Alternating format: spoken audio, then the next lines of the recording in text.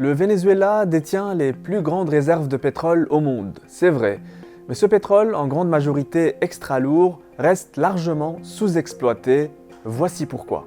Le pays possède plus de 300 milliards de barils, soit 17% des réserves mondiales selon l'Agence internationale de l'énergie.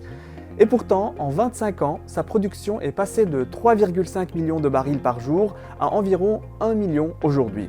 Sanctions, embargos, corruption et vétusté des installations ont asphyxié le secteur. Mais il existe une autre raison essentielle, la nature même du pétrole vénézuélien.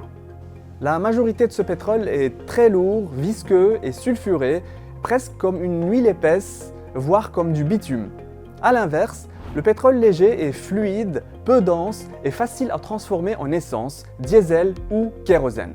Le pétrole extra lourd, comme celui du Venezuela, mais aussi comme celui d'une partie du Canada et de la Russie, coule à peine sans être chauffé ou mélangé à des diluants. Il est riche en impuretés et nécessite des technologies coûteuses pour être transformé en produits utilisables. Depuis Hugo Chavez, Caracas a nationalisé l'ensemble du secteur pétrolier, exportant une partie de son pétrole de manière clandestine, notamment vers la Chine. Mais à quoi sert ce pétrole lourd? Même difficile à produire, le pétrole extra lourd n'est pas inutile. Il sert principalement à fabriquer des carburants lourds, du fuel pour transport maritime et pour l'industrie, du bitume pour les routes et certains produits pétrochimiques. Avec des installations adaptées, il peut aussi être transformé en essence, diesel ou kérosène, mais uniquement dans des raffineries très spécialisées. Mais pourquoi Donald Trump le convoite autant? Les États-Unis produisent aujourd'hui beaucoup de pétrole léger grâce au schiste, mais leurs raffineries, surtout sur la côte du golfe du Mexique, sont historiquement conçues pour traiter les pétroles lourds et sulfurés. C'est pour cette raison que Donald Trump veut ramener le pétrole vénézuélien sur le marché américain. Il reçoit ce vendredi une quinzaine d'entreprises pétrolières pour les inciter à investir au Venezuela, même si Chevron est aujourd'hui la seule grande entreprise encore présente sur place. Malgré son intérêt stratégique, plusieurs obstacles demeurent.